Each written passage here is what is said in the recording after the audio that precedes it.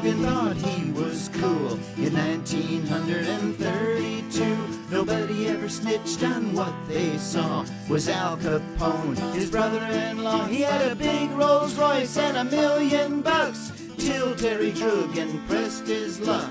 During Prohibition he had it made. He was a bootlegger by trade.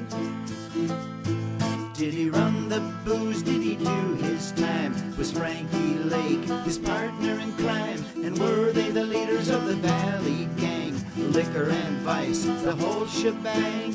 Actions fueled by adrenaline. The lucrative life of the beer baron. Got sent upriver, but he wasn't alone. He served his time with Al Capone.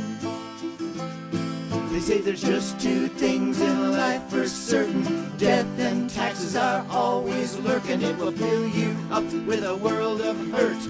Bury you and throw on the dirt.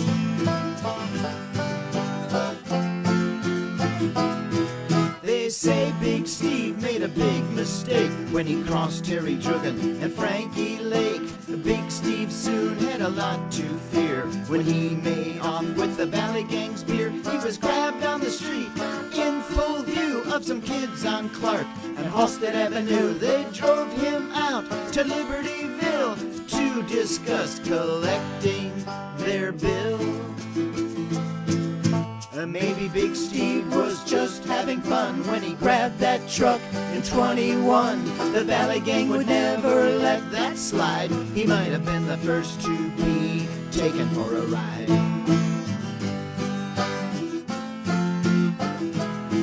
When he lost his rule over Cicero, he settled north of Chicago, drove his big Rolls Royce out to the sticks, moved his mother near Lake Zurich.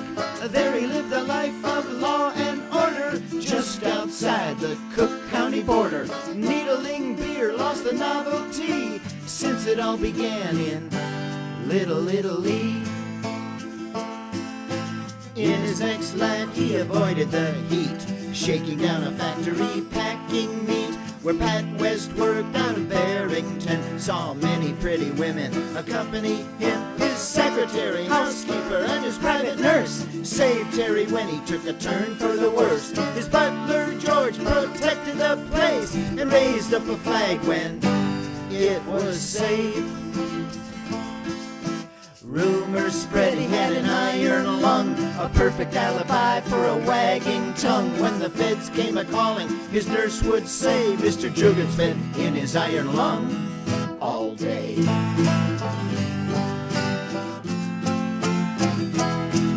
On Highway 12, Terry got stopped for doing 85. Said the cop, I didn't know I was driving that fast. Besides, said Terry, I paid for the gas. I just wanted to get home. My doctor said I shouldn't be alone. Well, even honest cops can be coerced. Nobody likes to ride in a hearse.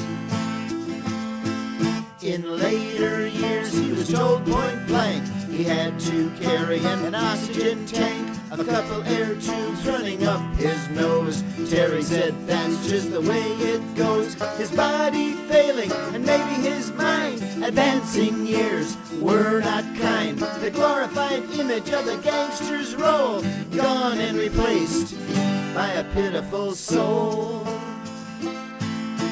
Terry Druggan knocked on death's door in 1954. Lived by a code, always would never pull a job in your neighborhood. Those days in stir took their toll. Terry never thought that he'd get old. Paid his debt, served his time. Tax evasion was the crime. They say there's just two things in life for certain. Death and taxes are always lurking. So in the end, if you want to relax, don't forget to pay the tax.